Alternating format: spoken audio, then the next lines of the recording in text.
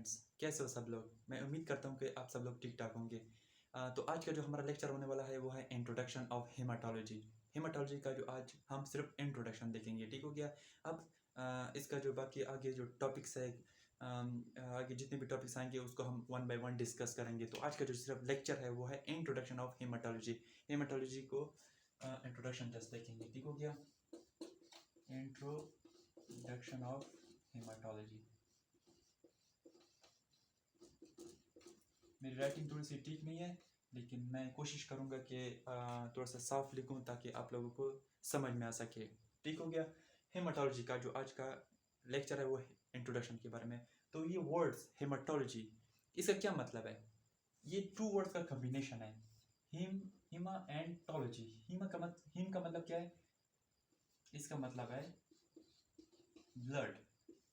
टोलॉजी means to study, ठीक हो गया। ब्लड के बारे में स्टडी करने को, यानी ब्लड को स्टडी करने को हम क्या कहते हैं? हेमाटोलॉजी। ब्लड जो है वो इंसान जिस्म का एक इम्पोर्टेंट कंपोनेंट है। अगर इंसान जिस्म के अंदर ब्लड नहीं होता तो शायद इंसान जिंदा ही ना रह पाता, क्योंकि इंसान जिस्म में जितने भी ऑर्गन्स हैं उन तमाम ऑर्गन्स को न्यूट्रिएंट्स चाहिए, ऑक्सीजन चाहिए, और वो चीज़ें कौन सप्लाई करता है? यही ब्लड। ब्लड का इंसान जिस्म में बहुत ज़्यादा बहुत इम्पोर्टेंट रोल है, ठीक हो गया। अब इस ब्लड को स्टडी करने को हम हेमाटोलॉजी बोलते हैं। इस ब्लड में फिर बहुत सी चीज़ें आती हैं, जैसे प्लाज्मा हो गया, रेड ब्लड सेल हो गया, white blood cell, platelets, neutrophils, eosinophils, ये सारी चीज़ें इस ब्लड में आती हैं। हार्मोन्स हो गए, हार्मोन्स वगैरह हो गए। तो ये सारी चीज़ें ब्लड में आती है। तो इसको वन बाय वन हम जस्ट इंट्रो देख लेते हैं कि ब्लड में ऐसा ब्लड में क्या चीज़ है। ब्लड जो है ये बहुत कीमती चीज़ है इंसान जिस्म के अंदर, ठीक हो गया। अब ब्लड जो है ना, ब्लड, इसमें क्या है? एक हो गया प्लाज्मा और दूसरा है सेल्स। इंसानी जिस्म के अंदर 55% प्लाज्मा होता है और 45% सेल होते हैं। क्या मतलब है इस पॉइंट का? मतलब प्लाज्मा 55% एंड सेल 45%। इसका क्या मतलब है? इसका मतलब ये है कि सेल, कौन से सेल हमारे पास, कौन कौन से सेल है ब्लड के अंदर होते हैं? Red blood cell, short form में लिख रहा हूँ, वाइट ब्लड सेल, प्लेटलेट्स, ये चीज़ें ये हमारे पास सेल में आते हैं। और प्लाज्मा में हमारे पास क्या क्या चीज़ें आती हैं? प्लाज्मा में हमारे पास आती हैं वाटर हो गया, हार्मोन्स हो गए, प्रोटीन्स हो गए, कार्बोहाइड्रेट्स लाइक ग्लूकोज, मिनरल्स वगैरह हो गए, लाइक इलेक्ट्रोलाइट्स हो गए, सोडियम क्लोराइड, सोडियम वगैरह, ये जितनी भी चीज़ें हैं ना, ये सब प्लाज्मा में आते हैं, ठीक हो गया। और प्लाज्मा हो गया, ये ब्लड हो गया, प्लाज्मा सेल हो गया। तो cell, red blood cell, white blood cell, platelets, plasma में वाटर, हार्मोन्स, प्रोटीन वगैरह, ये सब चीज़ें कहाँ पे होती है? ये ब्लड में होती है। इन तमाम चीज़ों का जिस्म में एक अपना महसूस रोल होता है। जैसे कि रेड ब्लड सेल का अपना रोल होता है कि वो जिस्म में ऑक्सीजन को कैरी करता है, हर बॉडी पार्ट्स को ऑक्सीजन सप्लाई करता है। और जैसे कि वाइट ब्लड सेल हो गया, वाइट ब्लड सेल जो है वो इंसान जिस्म को इम्यूनिटी प्रोवाइड करता है।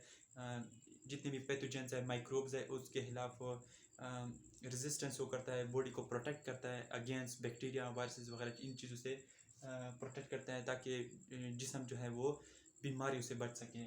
ऐसे प्लेटलेट्स हो गए, जिधर भी जिसी मतलब कि जिधर भी इंसान को चोट वगैरह लगती है तो वो खून एकदम से रुक जाता है, तो रोकने का काम प्लेटलेट्स करते हैं, मतलब एक क्लॉटिंग वगैरह करते हैं। फॉर एग्जांपल ये एक ब्लड वेसल है, यहाँ पर एक बंदे को इंजरी हो गई, for example accidental road accident हो गया, या फॉर एग्जांपल ऐसा शॉर्ट इंजरी हो गई, एक उंगली से थोड़ा सा खून निकल गया, तो वो खून जो है वो एक तकरीबन कुछ देर बाद वो खुद ब खुद रुक जाता है। तो ये जो रुकने वाला काम है ना, ये कौन करता है? ये प्लेटलेट्स करते हैं। प्लेटलेट्स ऐसा जालनुमा शक्ल बना के ना तो खून को रोक देते हैं, रेड ब्लड सेल, ताकि रेड ब्लड सेल को रोक लेते हैं ताकि ये बाहर ना निकले, इसको रोकने का काम करता है। बाकी ये प्लाज्मा, वाटर जो है, हार्मोन्स हो गए, ये तमाम चीज़ जो है ना, ये इन तमाम चीज़ों का जिस्म में अपना एक रोल होता है। तो इसके बाद हम देखेंगे, तो अब देख लेते हैं ब्लड की फिजिकल क्वांटिटीज़। मतलब एक नॉर्मल बंदे में कितना लीटर्स खून होता है, ब्लड होता है। अब देख लेते हैं फिजिकल क्वांटिटी ऑफ ब्लड। ठीक हो गया।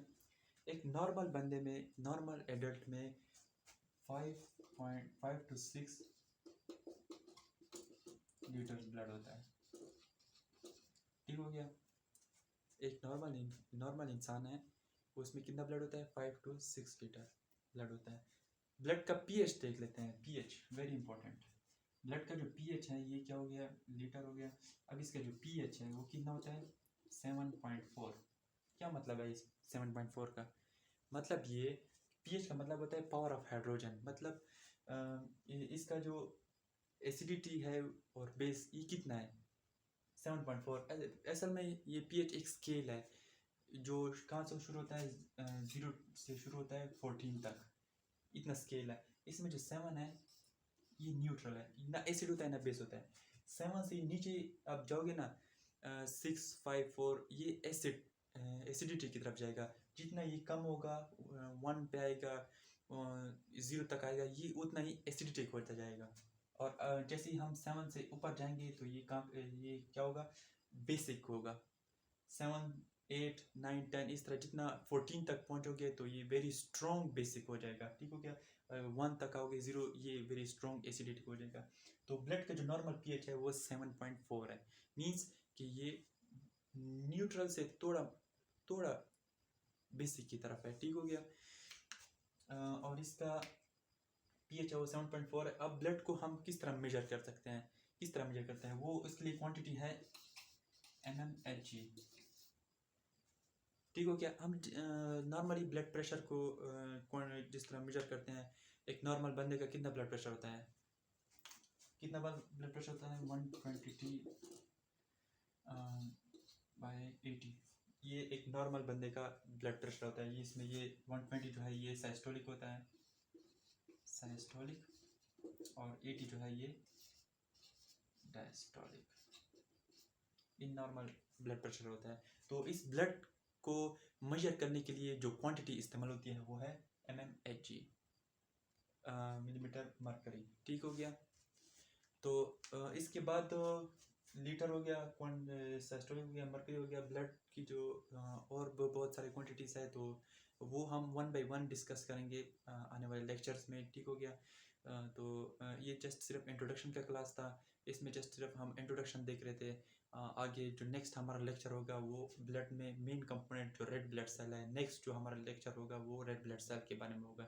रेड ब्लड सेल को हम A to Z कवर करेंगे, और मैं अपनी पूरी कोशिश करूँगा कि इसको ईजीएस्ट वे में समझाने की कोशिश करूँगा। ठीक हो गया। अब तक मुझे इजाज़त दीजिए। अल्लाह हाफिज़।